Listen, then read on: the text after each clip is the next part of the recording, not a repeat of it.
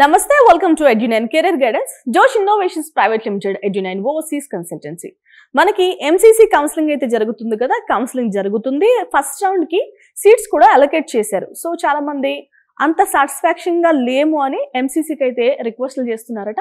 So మీకోసమే MCC నుంచి ఒక ఇంపార్టెంట్ అప్డేట్ అయితే వచ్చిందండి. సో ఫస్ట్ రౌండ్ లో వచ్చిన సీట్ ని ఎవరైతే రిజైన్ చేయాలనుకుంటున్నారో మీరు రిజిగ్నేషన్ అయితే ఇవ్వాల్సిన అవసరం ఉంటుందండి. రిజిగ్నేషన్ అనేది ఎవరికి ఇవ్వాలి అంటే ఎంసీసీ పోర్టల్లోనే అప్లోడ్ చేయాల్సిన అవసరం ఉంటుంది.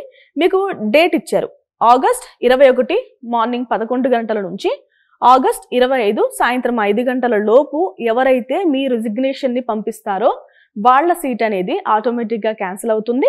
సో రౌండ్ 1 లో అలొకేట్ అయిన సీటు మీరు ఇంకేం చేయాలంటే కాలేజీకి వెళ్ళి రిపోర్ట్ చేయాల్సిన అవసరం కూడా ఉంటుంది.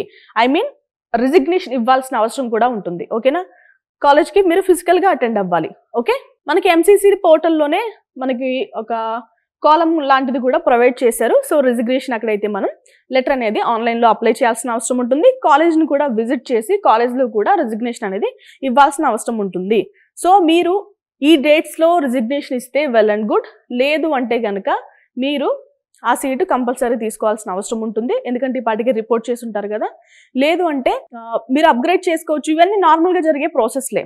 ఓకేనా, మీకు వద్దనుకుంటే మాత్రం చాలా పెద్ద ఫైన్ అయితే పే చేయాల్సిన అవసరం ఉంటుంది. నీట్ యూజీ నుంచి మీరు ఒక సంవత్సరం ఎంసీసీ రూల్స్ ప్రకారం ఒక సంవత్సరం డిబార్ కూడా అవుతారు. కాబట్టి జాగ్రత్తగా with in the dates. Fine వచ్చేసి మనకి తెలంగాణకి అయితే ఒక 20 lakhs, ఏపీకి అయితే 3 lakhs వరకు విత్ జిఎస్టీ పే చేయాల్సిన అవసరం ఉంటుంది కదా.